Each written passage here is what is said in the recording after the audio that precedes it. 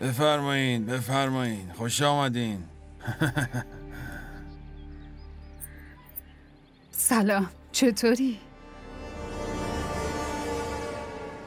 این هدیه ها همش برای جاریه گلمه. مادر جان خودش دوخته و براش فرستاده. دیگه خودتون میتونین بفهمین هوری خانم ما چقدر خوش نصیبه. ماشاءالله ماشاءالله. بفرمایید. بفرمایین داخل. بفرمایید داخل.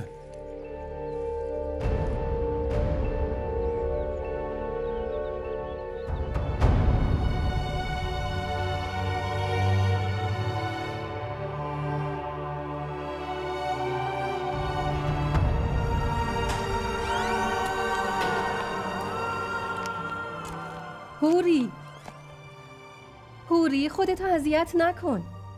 اگه یکی ببینه زشت میشه دختر. نیوشا دیگه مگه از این بدترم میشه؟ هیچ خبری از جمال نیست. از خونه شامیرم کادو فرستاده.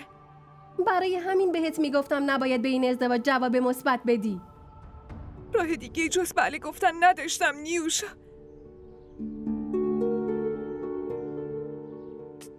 تو همه این اوضاع اشتباهم فقط این بوده که با جمال اخ کردم و اسیر شدم. تا وقتی هم اون تموم نشه چه جوری میتونم ازدواج دیگه کنم؟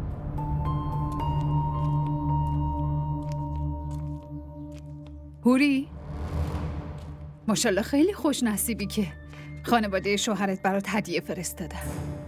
میبینی با دستای خودش برات لباس دوخته. لباس حنابندون، لباس عروسی، لباس پاتختی. چی شده؟ برای چی رنگ به صورت شما دوتا نیست؟ جلوی این مراسمو بگیر. یعنی چی؟ من نمیتونم ازدواج کنم.